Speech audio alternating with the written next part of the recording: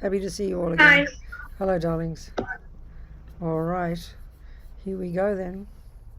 So, sweethearts, here's our little, as usual, starting off in the right direction. Our little prayer, our aspiration. Prayers are like thoughts, aspirations, stating things. So, and the beneficiary of this, of course, is oneself, because you're sowing these seeds in your mind.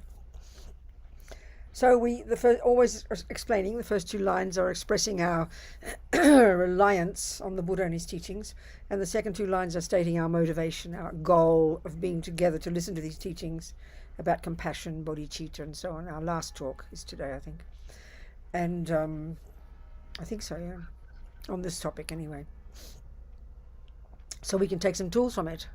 So as we've been talking, so we can develop the wisdom wing, so we can be of benefit to others, the compassion wing. Okay, well, I'll just sing it in Tibetan, and we have these thoughts.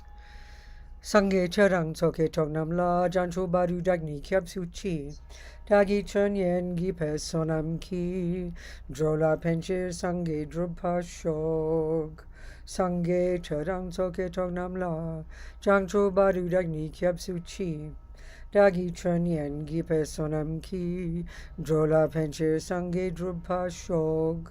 So what we're saying is, I'm going to say these words a little bit more in English. What we're saying is, until we are enlightened, we will rely upon the Buddha, the Dharma, and the Sangha. And by the virtuous karmic seeds that we plant in our mind by listening to these teachings, may we become a Buddha, no matter how long it takes, so we can be of benefit to sentient beings. Okay, thank you, darlings.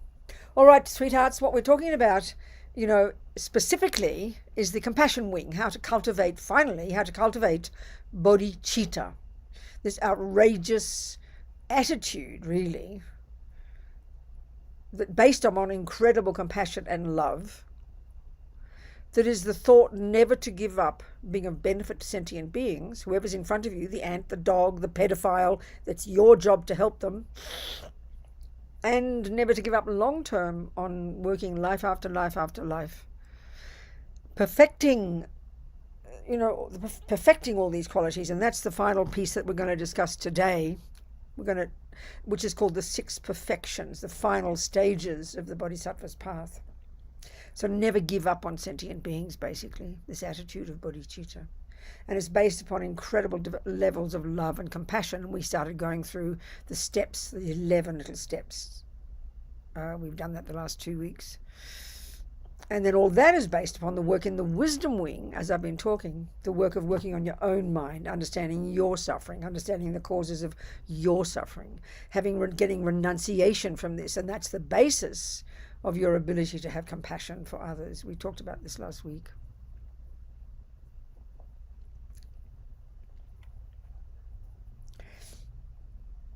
So what I keep emphasizing is the necessity to have done some work on yourself first before you can really establish and develop this outrageous levels of compassion that the Mahayana teachings of the Buddha tell us that we're capable of. It's not possible if you still are caught up in your own misery and your depression and your anxiety and your jealousy and your despair and your hopelessness. It's literally impossible. Literally impossible to have compassion for anybody, because you can't see past your own nose. It's fairly logical.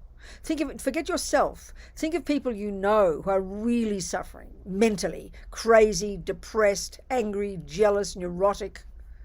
They're absolutely absorbed in themselves, aren't they? Suffering could be in front of them. They can't even see it. This is the whole point about the wisdom wing work.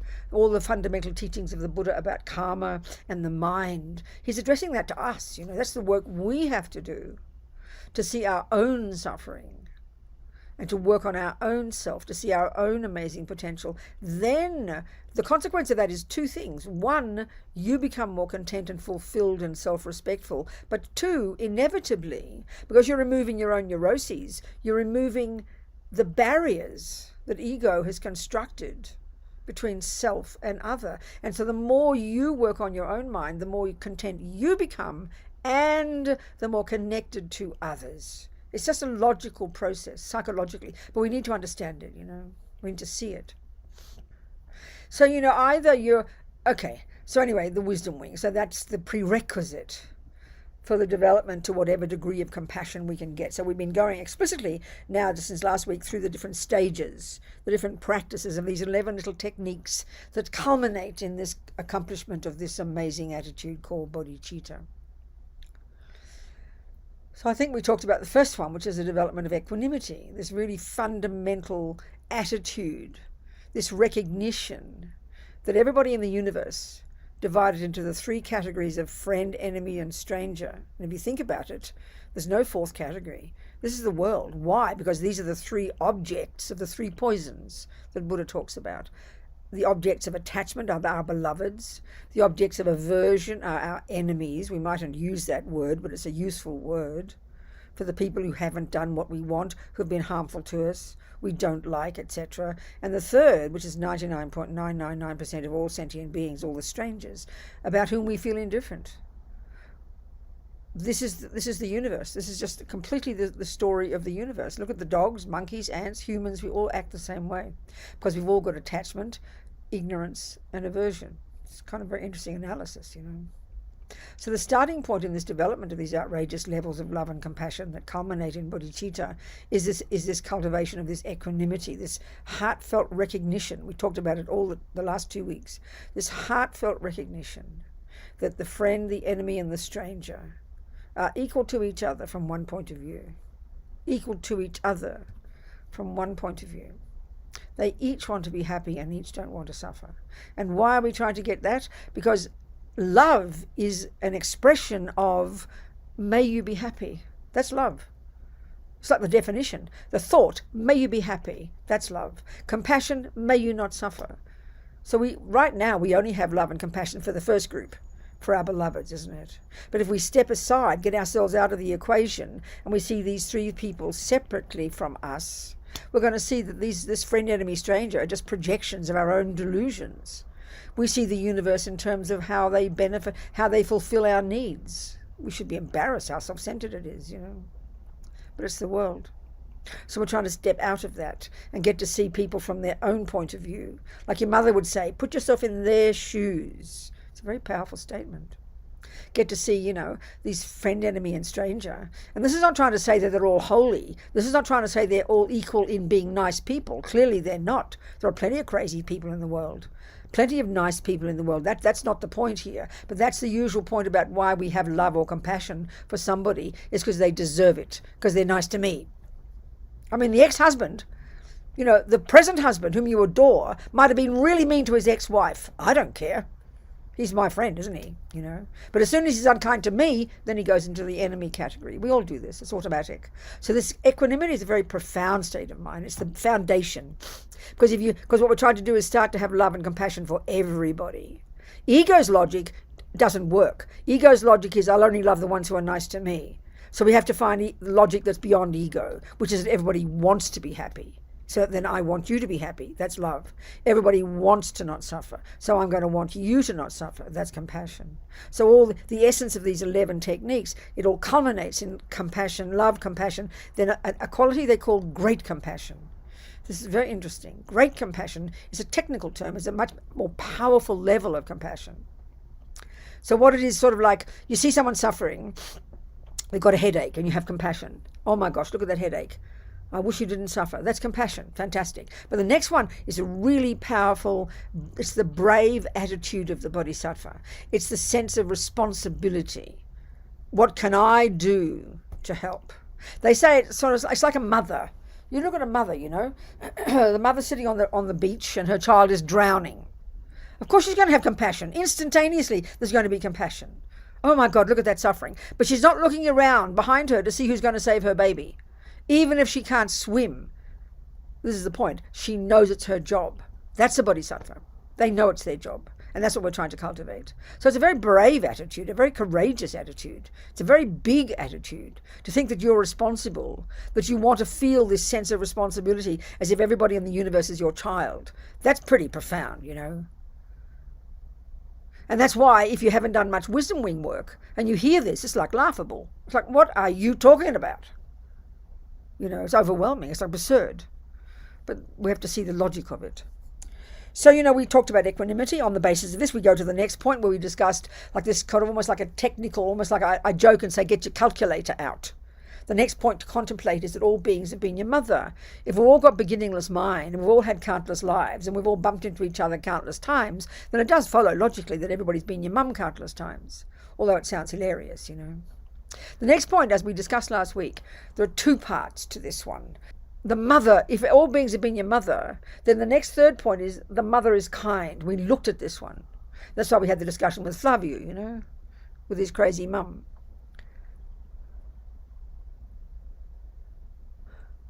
The mother is kind. This is very hard to see this. Very hard. And that's why, if we haven't done the wisdom wing, hello Flavio, if we haven't done the wisdom wing, we can't possibly see our kind mother when she's neurotic and ridiculous and falling on the floor like Flavio was telling us last week. How can you see she's kind? It's like a joke. It's like hilarious joke. And this is a very common one in our culture, isn't it? We think our mums are the cause of all our suffering. They made us. Who do they think they are? And they're crazy as well. How dare they? And they're the blame of all our suffering. I mean, we all think that's so common in the West. Anyway, the point of the logic of it is just a person, as Dalai Lama said, if you can't think of your mother as kind, think of anybody who's taken care of you. The mother's just an example of a person who gave birth to you, who fed you, educated you, blah, blah, blah, But the second point was more powerful. The second point, I think, may be almost easier, even though it's more difficult. The second part of number 3, that all beings are kind. And we've looked at that. And basically it's based on this view of interdependence, that there's not a single thing, since we were conceived in our mother's womb, there's not a single thing that has facilitated our life, think about it, that isn't coming from the hard work of sentient beings. The food your mother ate, just the food alone that your mother ate, the fishes and the chickens and well, she probably didn't eat dogs unless she was in the Philippines, but the animals that she ate, forget about the veggies, just the animals your mother ate. What happened to that food? It went in her mouth, and miraculously it turned into your body, didn't it? So your little fat little squealing body comes out after 9 months kicking and yelling. Where do you think that body came from? Think about this. Is pretty profound already.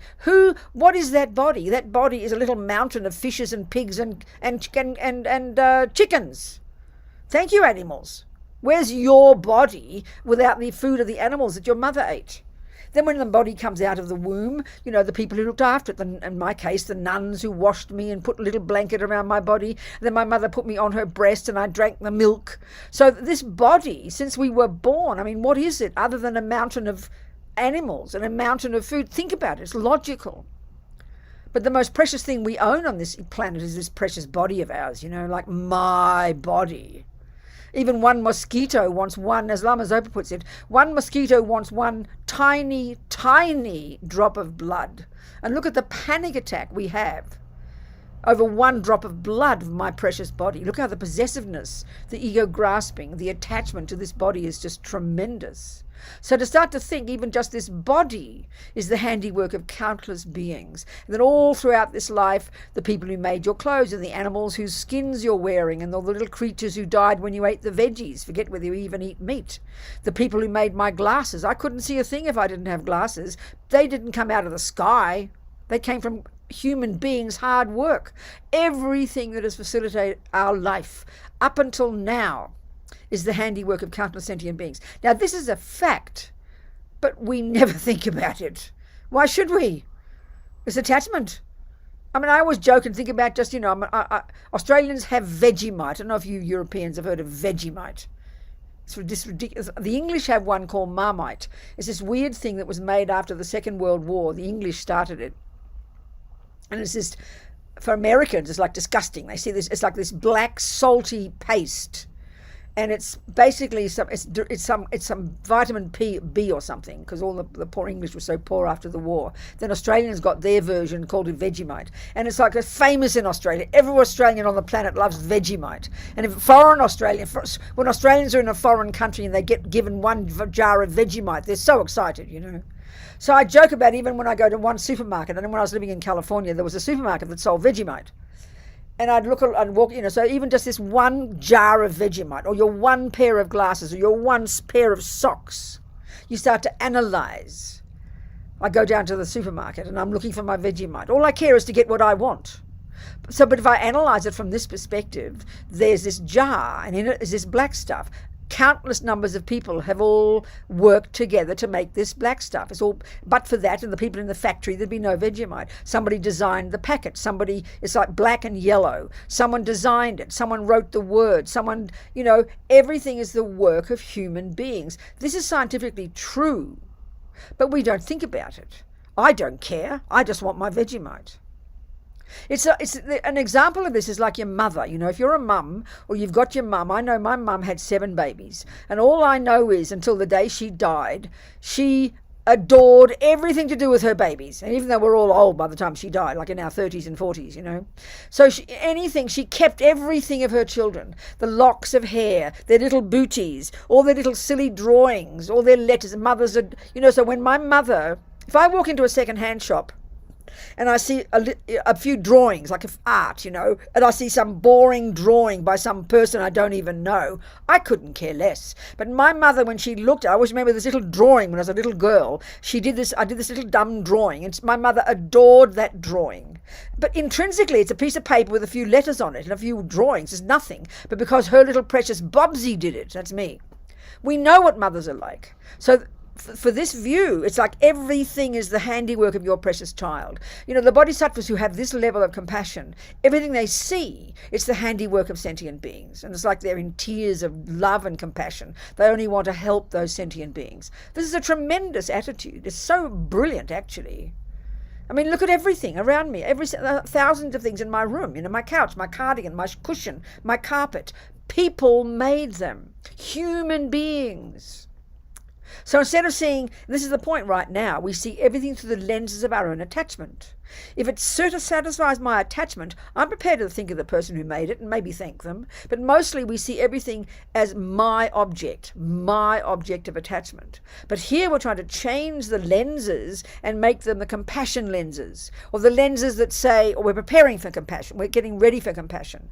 That's the handiwork of sentient beings, how kind they are. But for those sentient beings who make my couch, I'd have nowhere to sleep every night. But for the people who worked on my glasses, I couldn't see. This is logic. You've got to force your mind to think like this.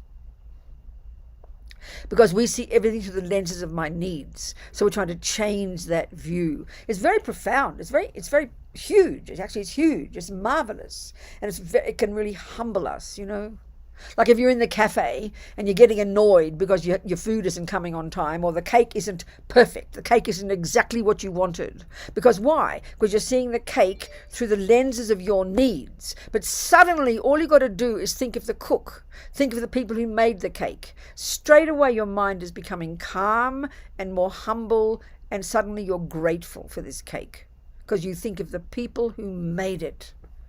It's just a different view. It's very powerful. It's seeing things from the point of view of the sentient beings whose work it is. This is so simple, but it's really quite profound. It really demands effort to think like this, because attachment is always the default mode. It's very profound, actually. So what we're trying to do here, the conclusion is number 4. If all these sentient beings are kind, and here the point again, remember this is a really crucial point. I discussed it last week. Like there's Flavio and his mum, maybe his mum is neurotic. Maybe his mum is ridiculous. Maybe his mum is self-centered. Maybe his mum is harmful. The world is full of crazy people. But saying that she's kind doesn't mean she's not those crazy things. She might be very self-centered, like he's telling us. But the kindness part, if Flavio wanted to do this meditation, he would look at the food he eats every day. I bet he doesn't cook it. I bet his mum does. He looks at the work in the house. I bet his mum cleans the house. His mum goes shopping. All he's got to do, and this is the mother or anybody else, see the work, the food on the plate. His mother was out there cutting it and cooking it. Well, then think, how kind. Even if she's crazy, the fact that she did the food at all, that's the point. Then how kind. It's not a question of the thinking the person's a perfect person. That's not what's being said at all. It's the fact that that person did that work at all. The people who made my glasses, the people who made that cake. It's a different way of seeing it. It's a more humble way. And it's opening your heart to sentient beings, It's very powerful. So the conclusion is, number 4 of the 11 points, I must repay that kindness, which means you're going to continue working on yourself, becoming a Buddha, because you want to benefit all these sentient beings. So the next series of little steps that culminate, we won't go through them all, but they culminate. This is where these next series of steps are taken from this whole approach called, there's different approaches, different names for it, exchanging self for others. What this means is, well, that's really what bodhicitta is. When you've got this bodhicitta, the number 11 of these 11 points, when you've made this profound shift in your mind, and this is really kind of high, you can't just get this overnight. When you've got this bodhicitta, it's this complete shift in the mind, where literally they say, now others are in the center of your mind. They say from the first moment you've actually accomplished bodhicitta, they say there's no longer the thought of I. Now that sounds insane, right? In our culture, in our psychology, that sounds like you're mentally ill. But what it means is there's no longer that neurotic, unhappy, poor me little player in there, which is the usual sense of I. It's usually pity, self-pity me, and not fair me, and poor me, and why no one loves me. That me. It's not the, when we're happy, when we're virtuous, when we're feeling loving and kind and generous, the feeling of I has kind of receded inside, and others are more important. We can see that. Even if suddenly for a moment you reach out to save that little ant from being harmed, for that moment you're thinking more of the ant than yourself, aren't you? Well, bodhisattvas are like that all the time, if you can imagine that. And that's what we're aiming for here. Well, you've made this final shift. So they say one of the criteria of having accomplished bodhicitta is there's no longer this usual neurotic sense of I. It sounds quite extraordinary, actually, amazing. Can't imagine it. We don't have techniques for this in our culture, psychologically. So the next step is, this next series of steps after this fourth one, 5th, 6th till 11th, are to do with this attitude of gradually, slowly doing these meditation techniques where you gradually start to see the reasoning, the logic for why you would want to put others first. I mean, it doesn't come naturally. It seems instinctively weird for us, actually. And it's reinforced by our psychological models. It's very interesting. We've got to look at it very, very carefully. But also, it's very outrageous because we've got to see. Pabonka Rinpoche says, this is we had a discussion again with Flavio last week.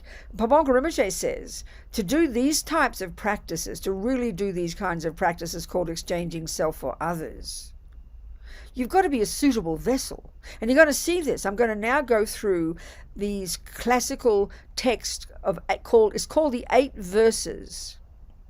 Usually Tibetans have these very poetic titles. You couldn't get a more unpoetic title. It's called the 8 verses. And it's really an example of this outrageous attitude of where you're attempting to exchange yourself for others. You're attempting to put others first. But as Pabonka Rinpoche says, I'm putting it in my words, if you haven't done enough of the wisdom wing, if you haven't done enough of looking at your own mind, your own attachment, your own anger, your own suffering, you're literally not capable of doing this. Literally. But we can start, we can try, we can hear it, we can think about it, So let's go through. These are really a way of expressing very profoundly in through these verses the practice of doing this gradual next 5 steps that culminate in this bodhicitta. So let me get out these 8. I mean, I can say in my own words each of these verses, and it's famous. It's by a man called Lungri Tangpa, an 8th century, 10th century, 11th century or something, 12th century maybe, I can't remember, yogi, I think. And it's very famous among the Tibetans. They all love these 8 verses. So it's from the perspective. So these verses, when you read them on the face of it, it's really quite shocking. It's very unnatural. It's very weird. It's very opposite to the usual worldly way of seeing things. But you've got to understand it's a more advanced practice. You've got to be a suitable vessel. So even the very first verse is like ridiculous. It's just like over the top. It's absurd. So roughly what the first verse says, something like, all sentient beings, in order to get the benefit, in order to get the benefit from all sentient beings. I've got to explain that because it sounds wrong. We would tend to think it means to get the benefit for all sentient beings, but it says from all sentient beings. And then the next line says, who are more precious to me than a wish-fulfilling jewel. Well, first of all, a wish-fulfilling jewel just sounds like fantasy. But just exchange, instead of saying a wish-fulfilling jewel, why don't you put down there $1 million, who are more precious to me than $1 million? I mean, this is like beyond ridiculous. So what does it mean? And then the final line says, I will hold them at all times as most dear. So this first verse, and each verse gets more difficult. This is completely almost not understandable. What is this man talking about? Well, first of all, the first line, when it says, may I get the benefit from all suffering sentient beings, what it means is this. Here, the person in this verse, Langri Tangpa, is obviously on this Bodhisattva path, and he's, writing down, stating the practices that he is recommending that we do to smash completely this neurotic sense of a separate self and this neurotic sense of self-cherishing, self-centeredness. So it's an outrageous level already. And so this first one is, you're trying to get compassion. So if you're trying to, think about it, if you're trying to cultivate compassion, think about it. What do you need to have in front of you? Suffering people. If you never met a suffering person, if you never saw or heard about suffering, how could you possibly get compassion? Think about it. It's not possible. You have to meet suffering people because they are the grist for your mill to cultivate, to open up your heart to have compassion. So, in order to get the benefit from all these, for me, because I want to become a Buddha, I want to get the most from all these suffering sentient beings so I can get as much compassion as possible. That's the attitude. The next one, who are more precious than a wish-fulfilling jewel, who are more precious than $1 million. It sounds completely insane. Even if we spell it out, it's still hard to hear it. What is the meaning of this? What's the point of this? Well, again, think about, if you are trying to become a Buddha, you're trying to even become a Bodhisattva, you've got this fierce wish, brave attitude to work as hard as you can to get as much compassion as you can, because that is what will counteract all your delusions and stop your suffering and help you get closer to becoming a Buddha. So therefore, for that reason, suffering sentient beings are so precious to you because you need them. If you don't meet suffering sentient beings, you're going to relax back into your attachment and just be happy, which is how we all live our lives. Mostly what preoccupies our minds most of the day is how to be comfortable, how to be happy, how to get the meal, how to go here, how to get what I want. I mean, this is the prevailing view of ego. I mean, join the universe, people. But this one of these great bodhisattvas, they kind of got this incredible enthusiasm to want to smash ego, to want to be of benefit to others. Even that level of enthusiasm is hard to imagine having, So suffering sentient beings are so precious to you. It sounds so weird, I tell you. So I'm going to hold them as most dear. That's the first verse. Now the next verse, I often joke and say, if you go to a therapist and she gives you this advice, you could sue her for abuse, and you listen. This next verse says something like this. When you are with others, and that's whether you're at a party, with the family, at work, in the bus, walking in the street, in the cafe, you name it. When you are with others, two things to do. One, I will see myself as the lowest of all. And two, I will see others as superior. Now this is insane. For our world, the way we use these words, that attitude sounds like mental illness. The first response we're going to have will be, well, excuse me, mate, I already see myself as the lowest of all. So we literally hear it as advice to have self-hate. But that's obviously not what's being said, But it's really hard to hear it. We've got to understand the logic of this. And this is why you've got to be a suitable vessel. If you're overwhelmed by your own suffering, your own pain, your own anguish, your own jealousy and depression, let's say in your relationship with your boyfriend, and he's the bully and he's mean to you, or you're at work and people and you think you're a creep and you don't like yourself and everybody's unkind to you, to hear that you should now see yourself as the lowest of all just seems too weird for words. And this is why we have to be a suitable vessel. So the only person who can hear this properly and therefore practice it properly is the person who has already got some self-respect, who already understands suffering, who already understands their delusions, who already wants to have this enormous compassion for others. So because the sense of self, this ego grasping that clings to a separate me, which gives rise to this very powerful sense of unhappy me, because that is the main obstacle to having compassion for others, then this is a perfect practice. But you have to understand it. So how do we apply this in everyday life? This is the real point. How do I, when I'm with others, what does it mean actually? How am I supposed to think? I'm going to see myself as the lowest of all. We can't hear it. We just can't hear the words, But what it means is, how you practice this is very marvelous. This would be brilliant for Flavio. All of us the same. Flavio's just a good example, that's all. When he sees his mum and she's probably cooking the dinner, now maybe Flavio can cook or maybe Flavio can't, but let's pretend he can't cook. And he sees his mum cooking the dinner. So the way you'd practice this verse would be, wow, look at my mum. She's a much better cook than me. That's all you have to do, is you take one example of one action of that one person and you point out in your own mind that one person's action, that it's better than you, that I can't, in other words, you see yourself as a less better cook and your mum is a better cook. That's how you put this one into practice. It's not self-hate, it's respecting another. It's putting our person up. It's saying, look at that, she's a better cook than me. Look at that, he's got better feet than me. Look at that, he's more intelligent than me. Look at that, she's better at music than me. It's a very simple little application, one step at a time, to praise another person for being better than you at a certain thing. Now, of course, if you've got lots of low self-esteem and you're really angry and upset and miserable and jealous, this is not your practice. It's very simple. It's too advanced. It's not helpful to you. You've got to praise yourself first. You've got to put yourself up and stop self-hating yourself. So we've got to know where we're at. I never stop emphasizing this, But it's a powerful practice because it's, again, breaking down the barriers that ego grasping and the delusions have constructed that always puts me first, always puts me up, or wants me to be up, It's very primordial.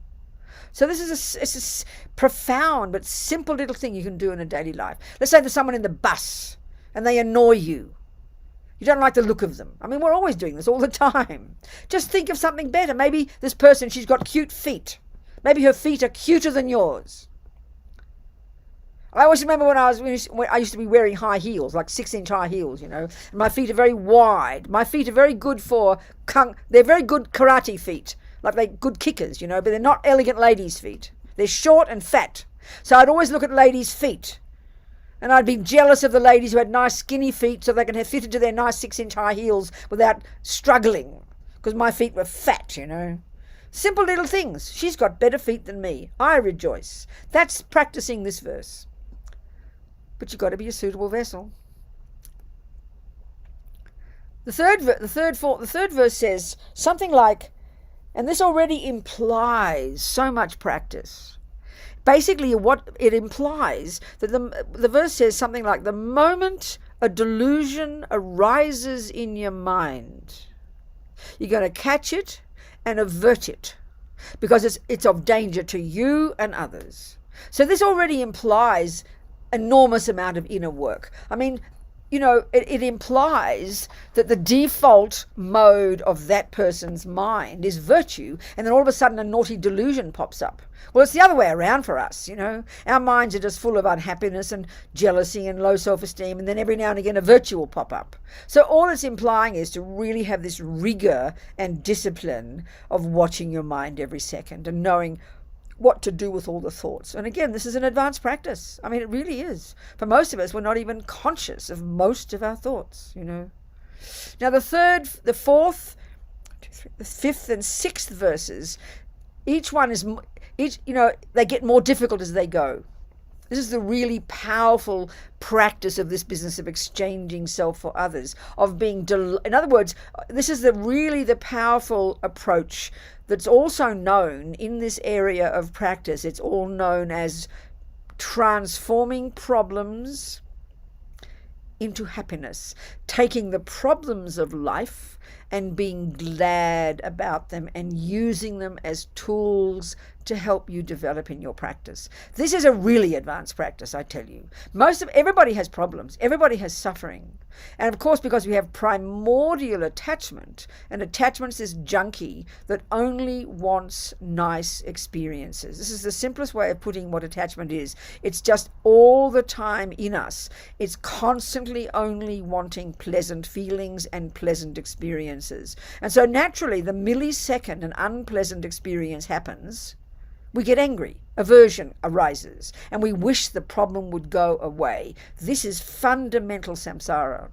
So here, again, implying you're really on the case with doing your inner work. When the problem arises, you grab it and you find the way to see it as good. Now, simply, logically, why would you want to do that? Not because you're a masochist, but because obviously, every time attachment gets what it doesn't want, an unkind word, the boss being mean, the loud noises, the sickness, the pain in your head, the second attachment gets what it doesn't want, aversion arises. So what we're trying to do is grab that and turn it around and be glad. And why would you be glad? Because you are greeting the problem and not pushing it away. And the second you greet the problem, you are purifying attachment. You're putting atomic bombs under attachment. And it's also implying emptiness, which we're going to talk about before we finish. So the first verse, and this gets more difficult as you go, these three verses. So my feeling is this first verse, this next one, the fourth one, but the first of these three, I kind of put them together as these three, it's like this is most distant from you. It's like the outside world. And it says something like, when you hear about, imagine this is like 12th century, 10th century, 14th century, 12th century, 11th century Tibet. And even in the 20th century, Tibet was so isolated, it says something like, when you hear about some evil person, who says evil anymore? We would say a psychopath. When you hear about, you meet a psychopath. That's the word we use, all these Greek words for a crazy person, for a maniac.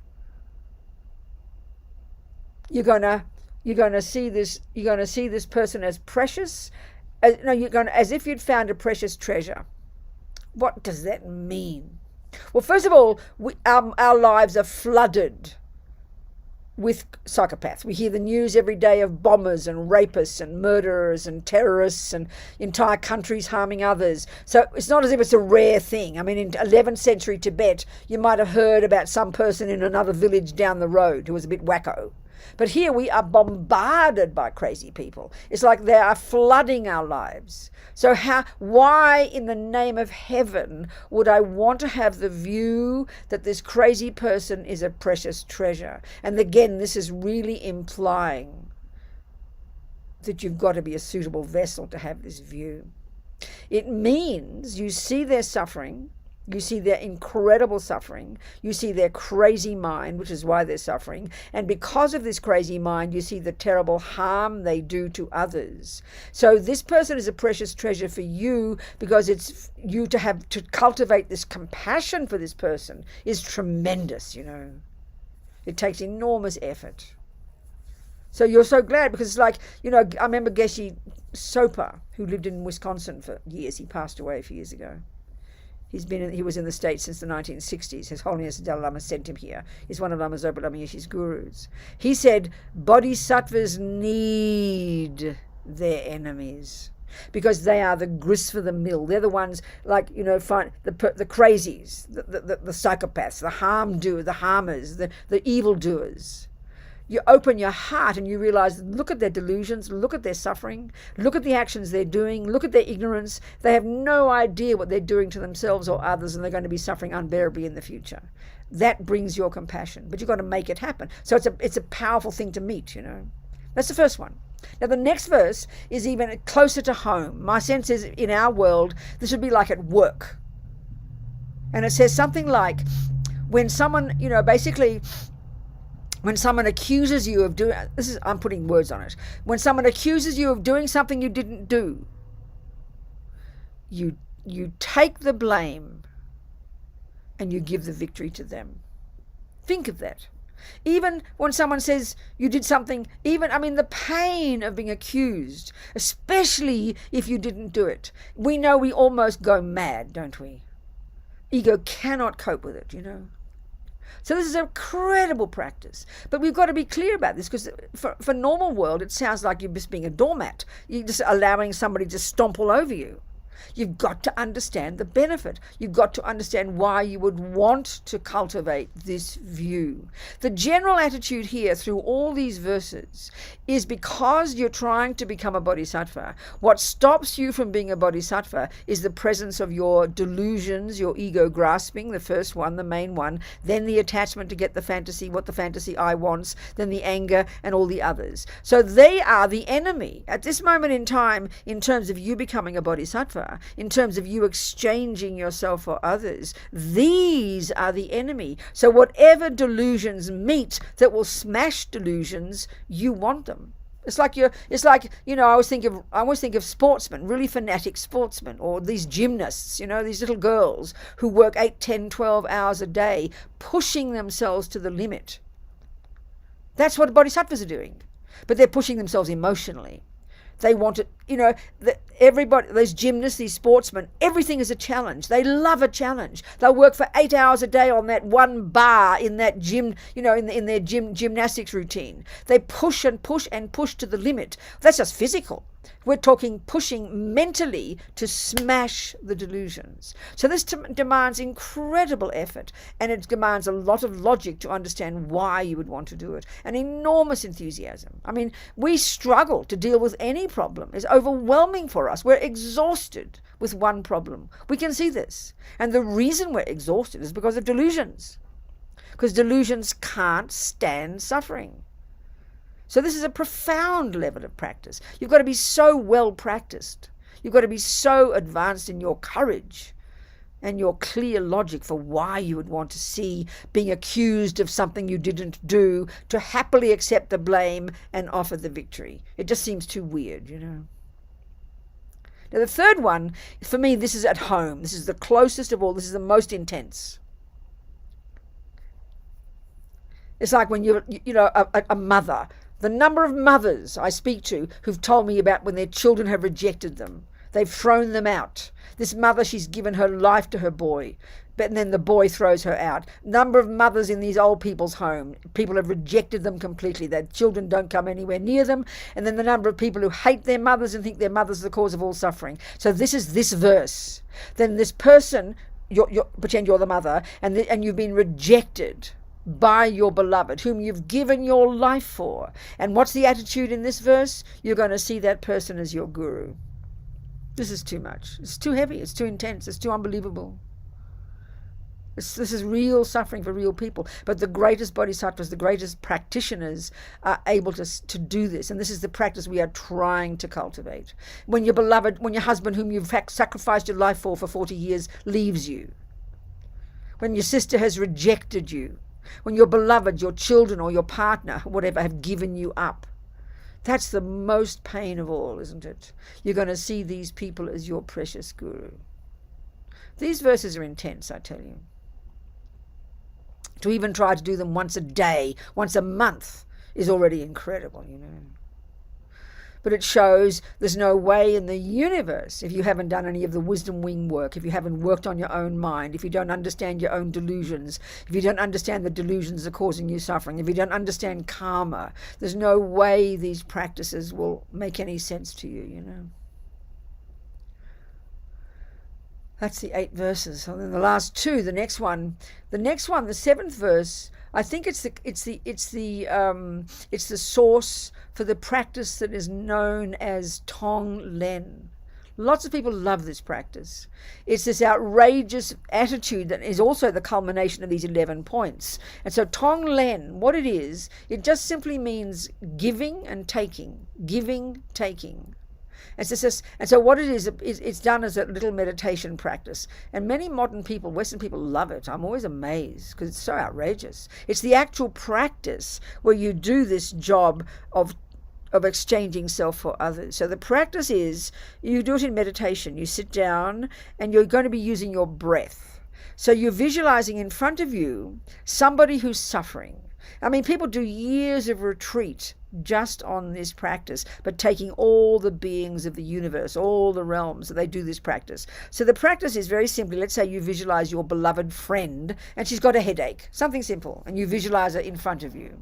So what you do in this practice, when you breathe in, that's the taking part, which is len, I think the tong len. You do the taking first. So when you breathe in, you imagine breathing into yourself your friend's headache, like yucky smoke. You imagine breathing it in, and you imagine breathing it down, and you can visualize, let's say, your self-cherishing, your self-centeredness, like a little rock at your heart. And you breathe in this headache, and the attitude is, I would rather have the headache than her.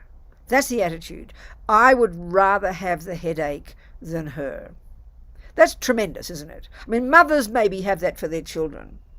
Beloved, some people who really love their family or love their parents or love their baby, they would have that attitude. I wish I could have that suffering. I've heard people say this, you know. Even one of my friends in prison, this crazy Mexican guy who's killed several people on the streets, who's got a life sentence, he's got a very big heart. And he wrote to me one time, he said, when I see my people, young Mexicans, like these young kids coming into prison, you know, when I see my people, these young kids, I wish I could take upon myself their sentence. I'm already in here for life, so that they could be released. That's tremendous, you know, to have that thought. I'd rather have the suffering than them. That's the attitude you're trying to cultivate. And then when you imagine it smashing your little rock at your heart, your self-cherishing. Then when you breathe out, you visualize all your good things. You're giving. This is the giving part. You visualize like light, and you imagine giving them your health, your well-being, your money, your merit, whatever you want. And then, so basically these two are the practice of compassion and love. So compassion says, you know, you look at your friend with a headache. Oh my gosh, look at that headache. I wish you didn't have the headache. That's compassion. But this next one, it's great compassion. It's saying, what can I do to help? But this next one on top, it's like a bonus. This is the tong len part. It's, you say, you know what? Let me have the headache. So 1 is compassion. I wish you did not suffer. 2 is great compassion. What can I do about it? This third one is like outrageous. You know what? I'll take the headache and you can be free of suffering. So it's the really powerful, proactive action, practice of real great compassion. Not only what can I do to help, but I will take the suffering on myself. Now, of course, technically, you're not taking upon yourself some suffering. The goal of this meditation is not to get a headache. That's ridiculous. And that's often a big mistake. Or the other thing is, this is not a healing technique. This is a very interesting one. This is not a technique that you do in order to help your friend's headache go away. There's lots of healing techniques. There's lots of practices you can do. But this is a very specific practice for you to develop the courage that if you could, you would be happy to have the headache rather than her. It's a very powerful practice, totally counterintuitive, and it just smashes ego grasping. It's so courageous. But you don't do it with self-pity, like, oh, I'm going to get a headache, you know. That's ridiculous. And then so the one of imagine taking upon yourself the suffering and them being free of the suffering. That's what you're wanting. Them to be free of it. And in order for them to be free, let me have the suffering. And you use it to smash your own ego grasping. It's a very powerful practice. And then when you breathe out, that's the practice of love. may you be happy. And you know what? I'm going to make you happy. You can have my money and my house and my car and my this and my happiness. Imagine in your heart giving everything to someone else. So this is very scary, actually. I mean, who would ever think this, Even if I always think about if you walk down the street and you see a homeless person. Every city on the planet these days, you're going to meet homeless people. Actual tong len would be you'd go over there, you'd hand them your keys, you'd hand them a piece of paper with your address on it, you'd swap clothes, and you'd sit down on their cushion, and they'd go home to your house. Now think about, even to think that is too shocking, isn't it? Even to think it, you think, don't be ridiculous, I'm not going to think that. It's even too scary to think of it. But that's tong len. That's what tong len means. You imagine having the courage to give everything away. You don't have to yet, you're not ready for it, but it's a profound practice. Everything starts with the mind, Everything starts with the mind. You couldn't wish for better generosity than this. To give somebody your happiness, your everything. And just to do it as a meditation is incredible, So opposite to normal. It's very amazing. Tonglen. This is really like the 9, and the culmination of this is bodhicitta. This is actually what bodhicitta would be. Finally, you make this shift, when others are more important than you. There's never the thought of you anymore, and you only think of others now. I mean, it's hard to imagine this is possible, but you can't just leap there. You can't just get there overnight, obviously. You've got to train, This is all these years and years of mental training. This is what it is. You're training. This technique is a training technique, You're programming your mind. You're molding your mind into the mind of a bodhisattva. So now I've talked for a whole hour nearly. So come on now, you ask me some questions, please. I was Venerable. Thank you so much for mentioning. Okay. Many times. I just want to say that somehow I did practice exactly what you mentioned, but I didn't know what I was practicing.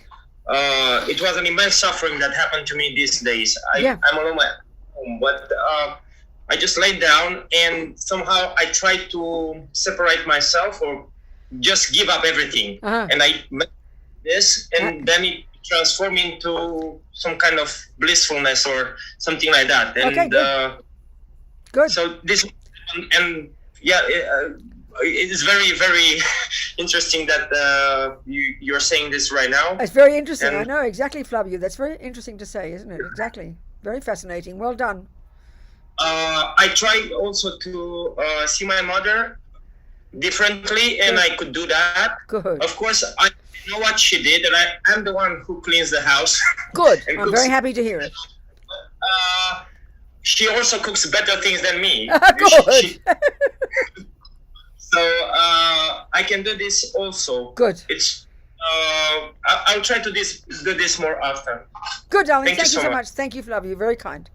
Okay, people, any questions? Sweethearts? Anything at all that's come up since last week or this week? Please. I would ask... yes, Paul. About a suitable vessel. Yes. I mean, it's definitely such a deep... Just by saying this, it gives you a sense of what it, it's a vessel, and it's a suitable vessel for that. You can transport it into that. So it's beautiful as a sense. But, I think that is, it's definitely resonating all that you're saying, and it makes a further step of where, we have to reach. Yes. But for me, I still feel, that I have to work at the suitable vessel. Of course, darling, of course. No, of course. That's the thing, Paul. We all can. It's a bit like you're studying...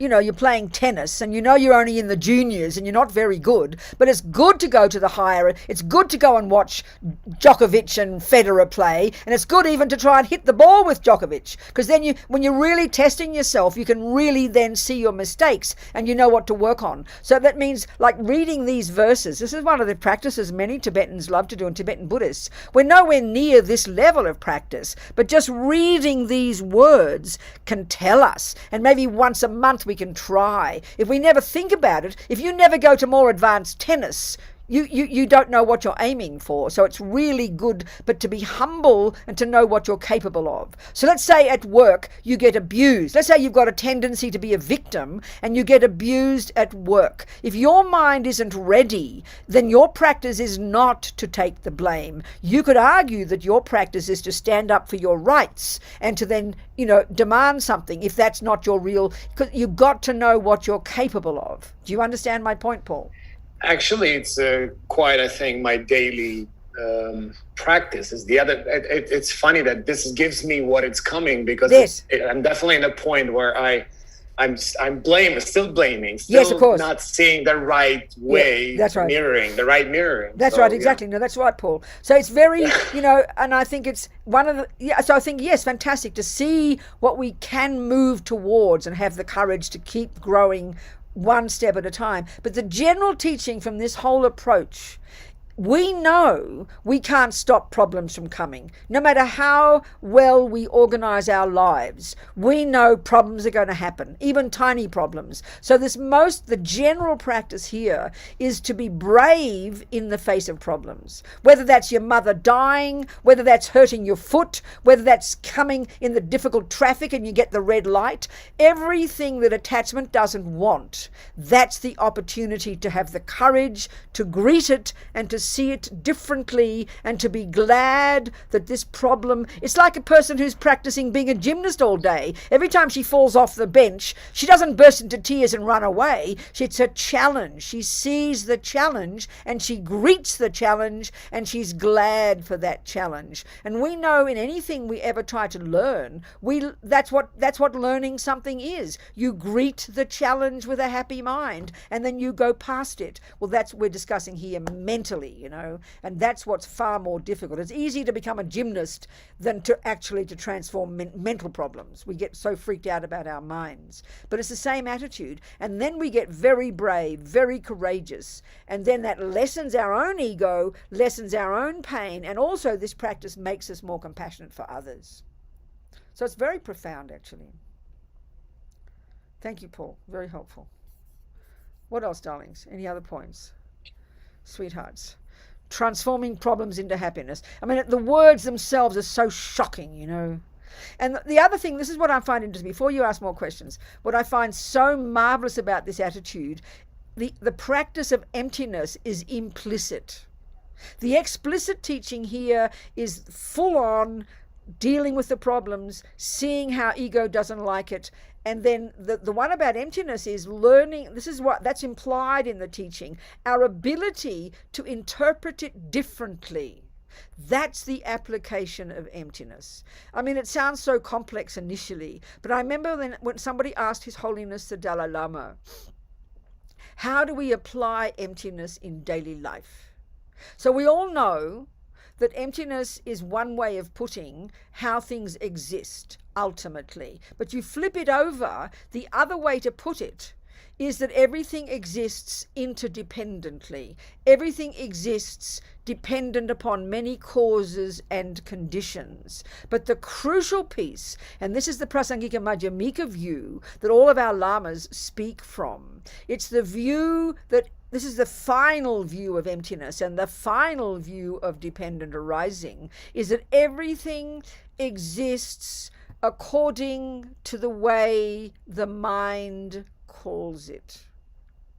This is what's utterly implied here in this practices of transforming problems. This is the powerful implicit teaching, because if we can't see that things exist according to the way I label them, then that's why people go mad in the face of suffering. If you have mental breakdown every time your attachment doesn't get what it wants, if you go crazy every time bad things happen, and excuse me, have a look at all of us, that's exactly what happens.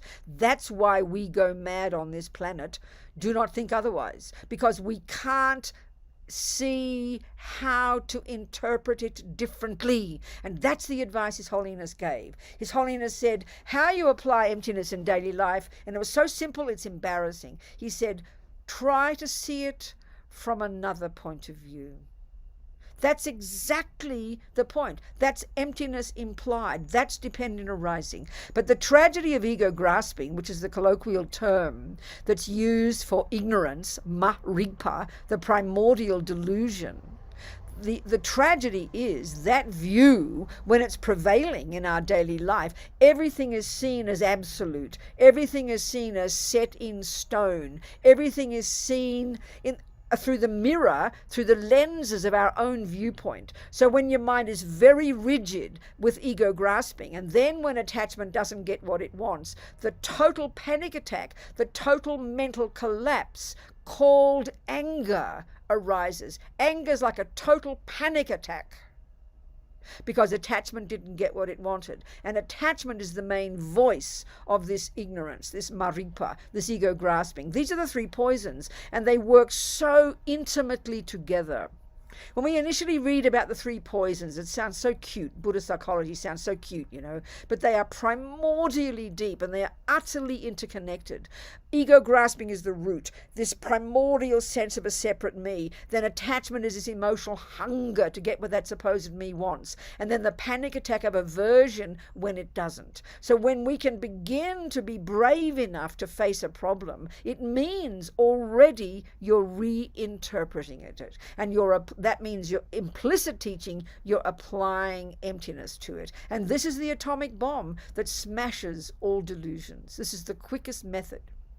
So the teachings here are the explicit teachings of the compassion wing, but the implicit teaching is the wisdom wing. And that's why we need two wings. I mean, the final teaching of the wisdom wing is to apply emptiness, and the final one of the compassion wing is to apply bodhicitta, But every time, and this is why they help each other. Every time you reach out to another person, you reach beyond this I, you practice the compassion wing, you are smashing ego grasping, which is wisdom. And every time you apply wisdom and you interpret something from another point of view, you are getting yourself closer to others. So the two wings of the bird, the explicit teachings of compassion, wisdom is implicit. The explicit teachings of wisdom, compassion is implicit. When we see that, it's very delicious, But seeing things from another point of view is what's implied in all these transforming problems practices. And it needs courage to do it, because at that time when that bad thing happens, we know it seems almost impossible to reinterpret it. That's why I always quote my friend Sunny and my many friends in prison, but in particular this one woman who's out of prison now. Always I quote her. She wasn't a Buddhist. She's just this very intelligent person. There she was, living in an utter hell realm, 17 years on death row, many of those years in a cell on her own, with nothing but a Bible, this little Jewish hippie in the 70s and 80s. Husband and she were accused of murdering 2 policemen in Florida. They were totally innocent. The husband even got executed at some point, and she went to the execution while she was in prison, and his head burst into flames. It's like you can't even imagine this medieval nightmare. She had her 2 children given to her family. At least her children were with her own parents, and then her parents died in a car accident, so she lost her children to the state. You can't imagine one nightmare after another. It's enough to make any normal person go completely crazy. But she had this astonishing emotional intelligence, is the only way I can put it, and she has to have had some karma from the past, because she was able to see. She said, I knew I had a choice to think differently. She said at some point, I realized I couldn't change anything, but they couldn't take my mind from me. So I decided, I am not a prisoner. I am a monk. I am not in a cell. I'm in a cave. So what she literally did, and this is exactly the emptiness of things having no intrinsic nature, separate from the mind that calls them that. She was able, like His Holiness said, to interpret her nightmare differently. Now, the point of this is what? Because she stayed sane. That's the point. Because delusions make you crazy and virtues make you sane. Very simple. So she stayed sane. Her 17 years, she became out of that prison a wiser, more compassionate, more developed human being. I mean, I find her example so outrageous, it's too much for my mind, It's very astonishing, actually. She did exactly that. That's applying emptiness. because nothing has an intrinsic nature. Nothing is set in stone, as our mothers would tell us. But our delusions are the lenses we are wearing all the time. And because attachment's the main lens, and that's seeing everything in terms of whether or not it satisfies my needs. That's its constant assumption. Attachment is this assumption all the time, and they're the glasses we have on all the time. So we're seeing everything in terms of whether or not it satisfies my needs. And then the millisecond we meet something that doesn't satisfy my needs, mental breakdown of aversion. That's it. I mean, we don't call anger a mental breakdown, but look at it. Of course it is. And this is the other interesting point. When we look at the Buddhist model of the mind, all these delusions are rooted in fear. That's their nature. That's their taste. That's their flavor. They always talk about ego grasping as being rooted in fear, but it's the root delusion.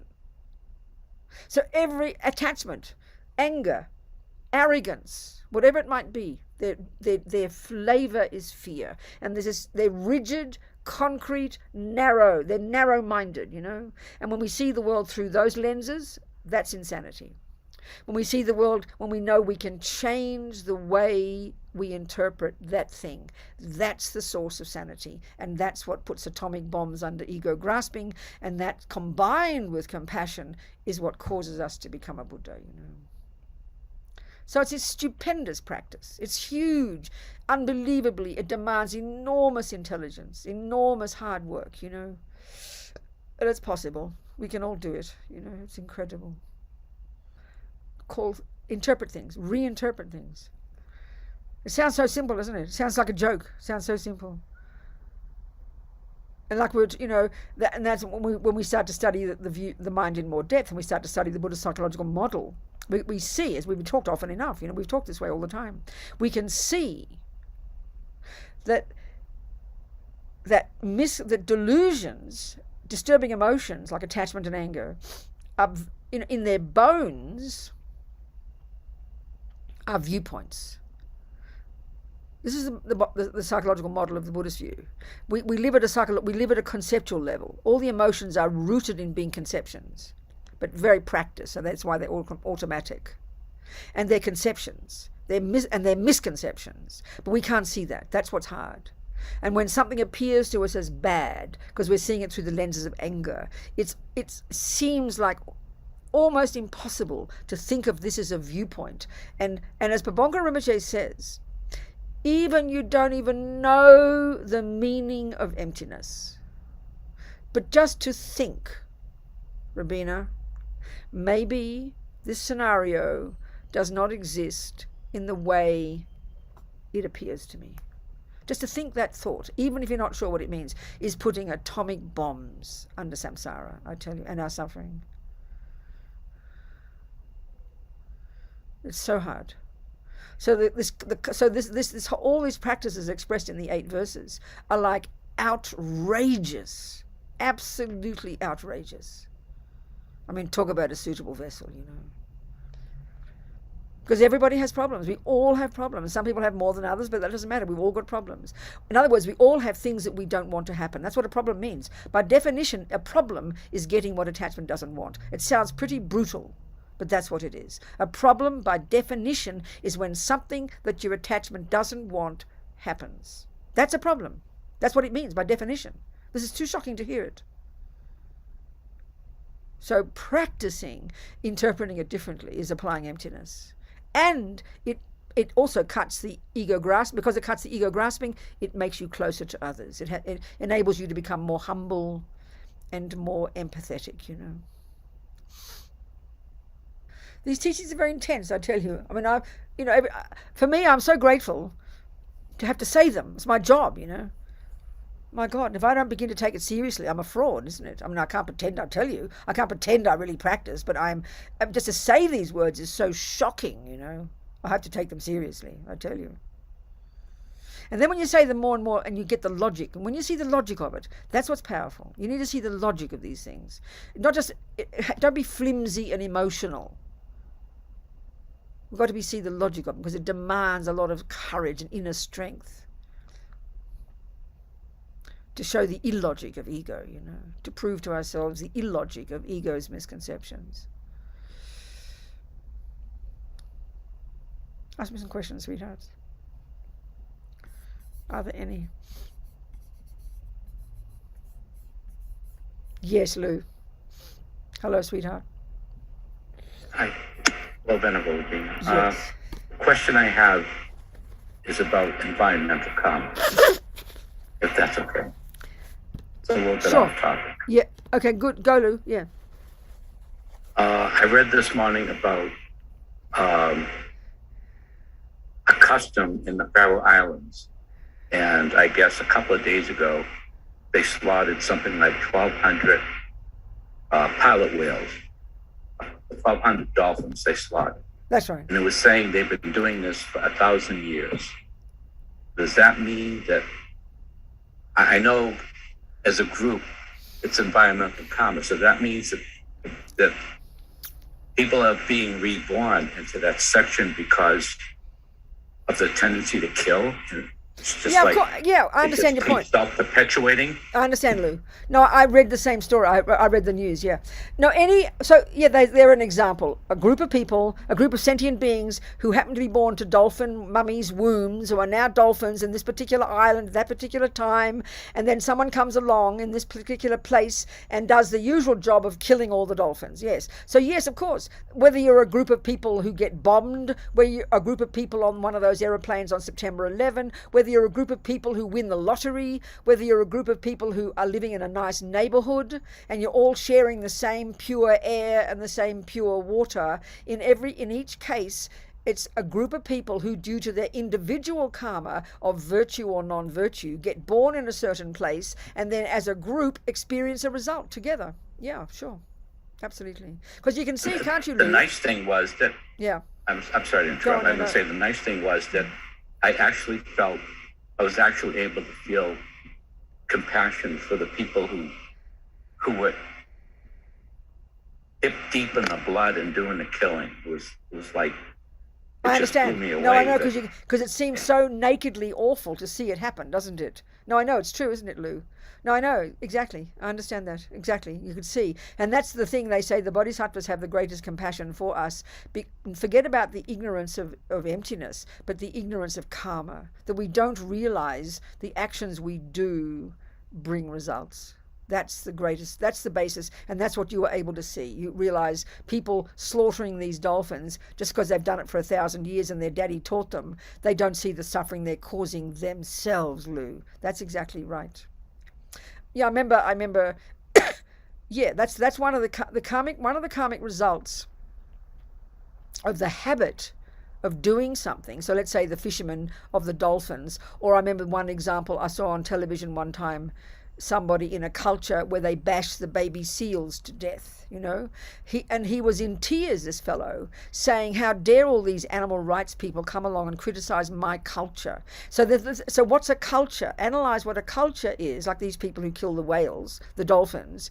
It's something that because of your own tendency, in these two cases, let's say, you're born into a group of people who've got the habit to slaughter dolphins every year, to bash the baby seals to death. So because that's the tendency you've got from some past life, you get born to that group, that family, that culture, where that action is just done naturally without question. And anybody with half a brain can see when you bash the baby seal, it's evident the baby seal isn't happy. But when you've got, like those dolphins, when you've got that strong karma to do that action, you can't see the suffering. That's one of the tragic results of having done a negative action that long, that you can't see the suffering you're causing. And of course, you can't see the suffering you're causing yourself. That's absolutely the basis of compassion, Lou. You're absolutely right.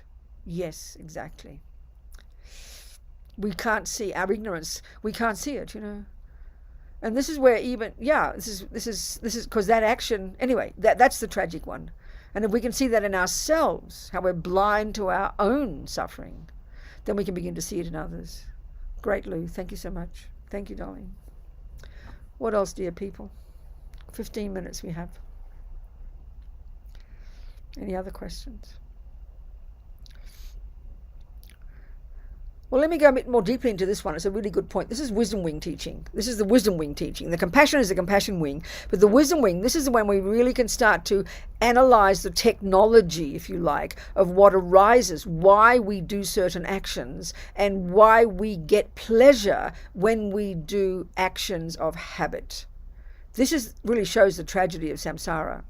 So whether that's the dolphin killer or the the baby seal murderer, or an ordinary person like a fisherman, or anybody, any one of us who does our actions, our negative actions that we do out of habit, but particularly the actions that harm others, So I always think of this example of that little boy. I always use the example of this little boy fisherman. It's always the same story I've been telling for 20 years.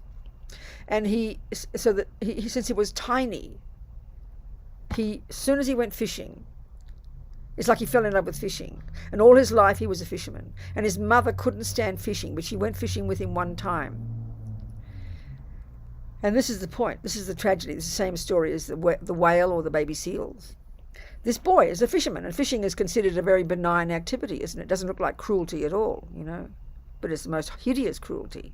But the thing is, so what happened is this: when she went fishing, this mum, and because she didn't have attachment to fishing, she could see the truth, which was the fish weren't happy. No one was bashing their heads out. You didn't need to. These poor fish, all they wanted was the water. Their bodies were flapping. That's all they can do. They don't have a voice. Their little eyes are wide like saucers. All they can do is move their body. Why the hell do you think they're moving their body? Because they want to be in the water, please. They're trying to escape. But when you have compassion and you don't have a tendency to kill, you see that truth. You can see by the body language of the fish that it's desperate to get in the water. But if you've got attachment to killing fish, or attachment to eating fish, you'll see the fish moving, and you'll be sitting in the boat having a chat, drinking your cup of tea, being kind to your girlfriend next to you, while the fish are dying an agonizing death because you can't see the reality, because your mind is full of attachment. You've got your attachment glasses on. So you're blind as a bat. You can't see the truth. Whereas this mother, she went fishing one time and she could see the truth. It was unbearable. That's the tragedy of a habit, in this case of killing fish. So from this is what happened when he was born. He came into this life, he got a human body, that's due to non-killing, fantastic. He had the second karma, he had a tendency to kill. He had lots of good tendencies. He was a nice boy, she said, the mother told me. But he had a tendency to kill from past killing. Then what happened is he went fishing one day with his dad or something when he was 5 or something. I don't remember the details. And this is the point. He hadn't thought of fishing until then. And then suddenly, seeing this external event called fishing triggers a memory. He doesn't call it a memory, but triggers the past habit of having killed. And and what it does is, first of all, literally, technically, first of all, it's triggered very, very, very pleasant feelings. So the strength of the habit to do anything in the past is equal to the amount of pleasure that's triggered the second you meet that event. And that also includes compassion. A person who's got the strong habit of compassion, the moment they see poor people, pleasant feeling not rise, compassion arises, But in this one, we're either having a pleasant feeling or an unpleasant feeling every second. So what triggered the pleasant feeling is, his case, was the habit of killing. So the strength of his own past habit of killing equaled the strength of the pleasure that was triggered instantaneously. He saw the fishing. And the next instant, what was triggered was attachment. And attachment then paints the most divine picture in the world. The more pleasure, the more attachment paints a divine picture. And all this happens like in a millisecond. So because of past killing, he hasn't purified it. It's sitting there latent. He meets the condition. It awakens the memory of it. Enormous, tremendous pleasure comes, and then attachment kicks in and paints a divine picture. And so logically, naturally, everybody wants good feelings. He just got very good feelings. And second, attachment painted a beautiful picture. So of course the logical deduction of ego, and of course it's not logic, is that fishing must be good. So of course he wants to do it again. And that's why we do everything we do. We're completely programmed. Because we are junkies for good feelings, and whatever the habit is, whether it's eating food, jumping on, I'm talking about attachment actions now.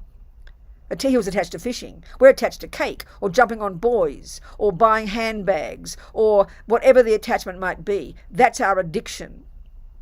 The karma ripens, pleasant feelings come, attachment makes it look delicious, and the logic is it must be good, it gave me good feelings, so I'm going to keep doing it. In other words, every time you killed a fish or you ate a cake and you got an electric shock, we would have achieved nirvana by now. We would never do it again. But this is the tragedy. So we have to understand the logic, the technology of why pleasant feelings arise, Pleasant feelings arise dependent upon that action. But the real tragedy is this. The main cause of a pleasant feeling is not the fishing, is not the cake. They're just the catalysts. The actual main cause of a pleasant feeling is a past virtue. If you didn't have any past virtuous karmic imprints in your mind, you would never have a pleasant feeling no matter what happened.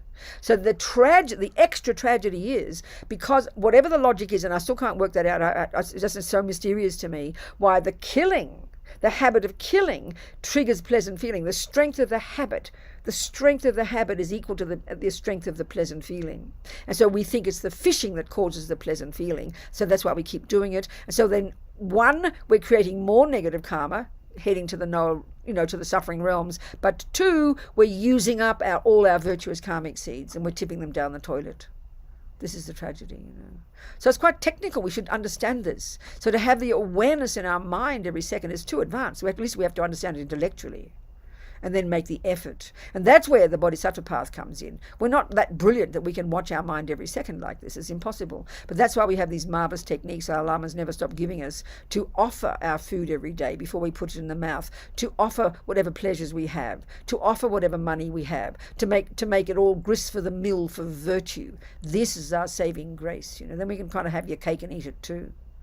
So not to be ashamed of that. It's marvelous. This attitude of putting bodhicitta into the mix, and putting emptiness into the mix as well.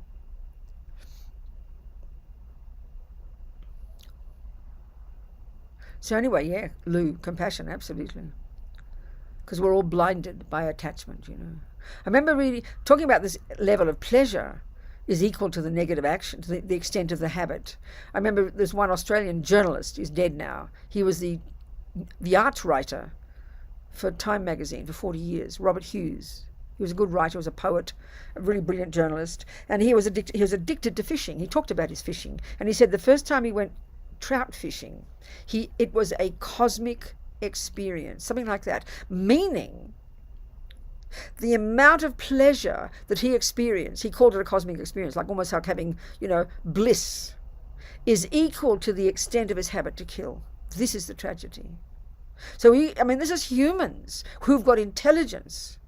Can you imagine the poor animals who spend their lives torturing and being tortured because of the habit, And it's the only way that they know to do what they have to do, because they're totally programmed. And that's where we can become conscious, and we can add bodhicitta and emptiness into this. Then this is what puts atomic bombs under it, so we can relax, If we remember bodhicitta and emptiness every second. That's what's our saving grace. So, darling people, we've got a few minutes to go. What else would you like to say? I've been talking a lot today, I'm sorry. I would ask, because my mind just goes naturally to eating now. Of course, right? Because we, it's like naturally. That's right. And since all of us, I think, resonate with eating, more consciously. I remember you in one of the talks saying, blessing with a mantra, just a bone or something. Yes. Can you develop on this in food? Because it would be wonderful for not my mind to just get our... No, of course, Paul. But, so, one of our first practices, when we first take refuge, when we first formalize our commitment to becoming a Buddhist, and with them, one of our practices, one of our little commitments when we've taken refuge, and it's a very good practice, is to commit to at least offering. Before you have your food or drink, at least remember, there's a little formula you can say, but it's merely just becoming conscious, where you just, instead of mindlessly following the attachment and shoving the food in the mouth, you just stop for a second, and you think of offering it. You just think of offering it to the Buddha. Just this thought alone of simply offering is incredible. It puts atomic bombs under the attachment. That's why we've all got attachment to food, and attachment to this and attachment to that. Then we simply remember this first. It's really a powerful way of giving up attachment. You're still going to eat the food with attachment, but just you've created so much virtuous karmic seeds in your mind just by having the thought of offering. There's many other things you can do. I mean, you can see it as empty. You can do all sorts of things. It's so powerful, you know. Do you understand my point? So that's very powerful, virtuous thoughts, and you're counteracting the ancient habit of following attachment mindlessly. Then, of course, when you eat, there'll still be attachment, but you've put so much virtue in your mind just by offering it, or by seeing it as having no intrinsic nature. This is really powerful tools. These are very skillful tools. You understand, Paul? Yes, I think while, you know, we had these 3 sessions, beautiful sessions, I really think that we need a little bit more working on the wisdom week. That's exactly right, Paul. You know, it's like I feel now I really have to deep dive into that. I really need to, you know, it's like, you know, it made me a lot more conscious into what, you know, the everyday work has to be closer. That's right, actually, Paul. Exactly right. A little bit more present action, right. I would say. I don't good. know So just that'll be finished with that note. We just keep practicing. So then the 3 levels of practice. Like, you know, there's 3 levels of practice. The first level is junior school, entry level, grade 1. Control our body and speech. We just sort of tend to think of ourselves as this big lump of me plodding through life. But if we divide ourselves into the body and speech, which is the body and is what other people see and is what impacts upon others, that's our first level of practice. Control the body, control the speech, live in vows, discipline, purify. This is an amazing level of practice. Then we have the luxury of going more deeply and now starting to look into our minds. And that's the wisdom wing. And then you add the compassion wing, which is the most advanced. So it's very incremental levels of practice. And we keep doing all of them to the degree of our ability, you know. So yes, the way to practice more compassion is to do the wisdom wing. Absolutely, no question. So people, darlings, that's it for now. And we delight in these last 3 weeks on this topic. I don't know what the next topic is, but we'll discover. In a couple of weeks' time, I'll see you. And we just think, amazing, this 90 minutes, all these thoughts we've had, these seeds we've planted, be delighted, these seeds we've planted. So we're going to nourish these seeds from our practice from this second forward. So we never give up manifesting, molding our mind into the mind of a Buddha, molding our body and speech into the body and speech of a Buddha. How amazing. Jangchub Semchog Rinpoche, Ma Ke Panam Ke Gyuchig, Ke Panyampa Me Pa Yang Gong Ne Gong Du Paba Shog, Gewa Din Yudu Dag Lama Sange Drub Gyone Droa Chikang Malupa, Jay Sala Gurpa Shog. And may we never develop even for a moment wrong views towards the deeds of our most precious gurus, because they're our example, you know, our teachers are our examples. They're like our tennis coach. You've got to have them. They show us what we can become. So may we never develop even for a moment wrong views towards the deeds of our most precious gurus. Don't mystify. Just see them as marvelous examples in front of us, showing us what we can become. May we never develop, I'll say it again, try and finish the prayer this time. May we never develop, even for a moment, wrong views towards the deeds of our most precious gurus. And with faith and respect, gained from seeing their goodness, may their full inspiration flow into our hearts. That's the point. It lifts us too, gives us confidence that we can become like that. Okay, precious ones. I just sang it already, so there we go. Never mind, that's done. Okay, darlings. See you in a couple of weeks, precious ones. Thank you, everybody, so much. Bye, darling. Thank you so much.